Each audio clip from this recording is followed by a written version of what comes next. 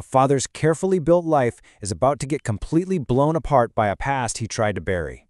Today, we're going to break down the action thriller Federal Agent and see what happens when a man is forced to fight for the only thing in the world that matters to him, his daughter. And it all kicks off with the worst sound a parent could ever imagine hearing. Right away, the story just drops us headfirst into the pure chaos of a violent home invasion. There's no build-up, no warning, just instant life-or-death danger. And just like that, a totally normal life is shattered. What was supposed to be a quiet night for a father and his little girl turns into a brutal fight for survival that is absolutely going to change everything. So, check this out. The whole thing hinges on one tiny but fatal mistake. These intruders, they're looking for cocaine at Kingsby Grove, but they've busted into a house on Kingsbury Green. When they threaten his daughter, Carly, this quiet guy they think is Martin Parker, well, he reveals a whole other side, a lethal side. His training just kicks in, he takes down all three of them, and in that one moment, his old life is gone, forever. So he saves his daughter, right? But the cost is his freedom.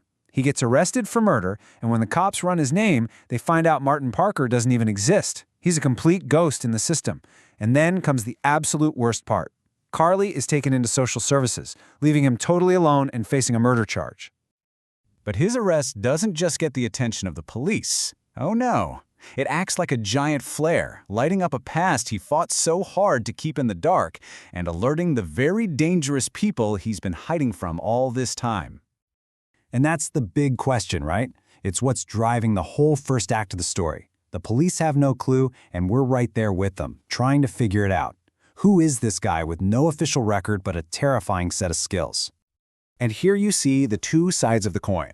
On the one hand, he's Martin Parker, just a dad trying to live a quiet life in London with his daughter. But his real name? It's Thomas Mackenzie. He's a former federal agent living in hiding, and he's got some incredibly powerful enemies. And then, bam! We get the confirmation, straight from the mouth of the guy who's been after him. This one line just blows the whole story wide open. Thomas isn't just some random guy. He's a trained pro whose cover has just been destroyed in the biggest way possible. So, with his face all over the news, it's like he rang a dinner bell. Two massive threats immediately lock onto his position. He's suddenly fighting a war on two fronts, and he is the only target. Let's break down who he's up against, because it's a real problem.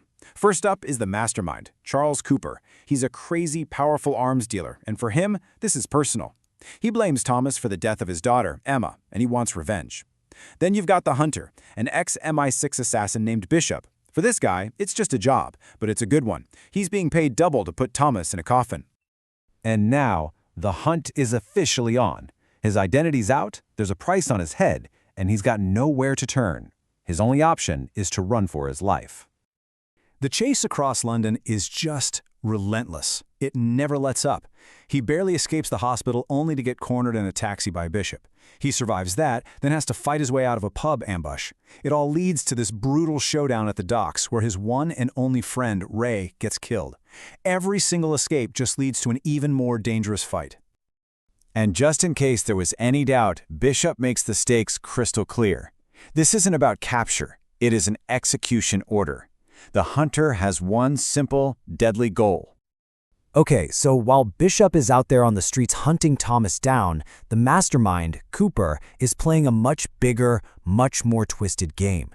He's not just after Thomas, he's going after Carly. Cooper's plan is just brilliantly evil. He's this ghost pulling all the strings from behind the scenes. First, he uses his powerful connections to get the police investigation shut down, just makes it disappear. Then, he tracks down Carly's secret safe house. And finally, in this really slick move, he sends his own team, disguised as officials, to just walk in and take her.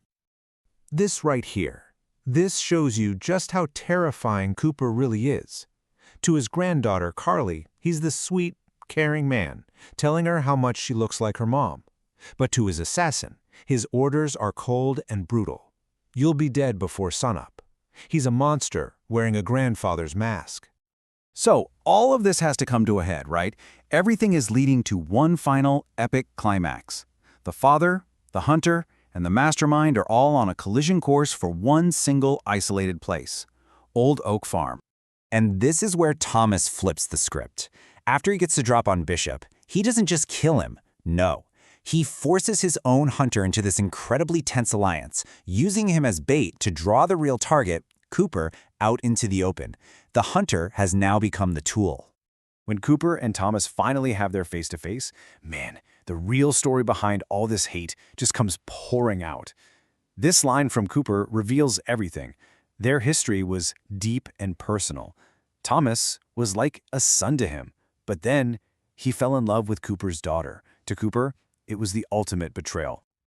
You know, in the end, all of it, the federal agents, the arms deals, the assassins, all the betrayal, it all boils down to this: one little girl. Carly is the one thing Cooper wants to replace what he lost, and she's the one person Thomas is willing to burn the whole world down to protect. So after that insane final battle, the storm finally passes, and we get to the resolution and see what's left standing in the rubble.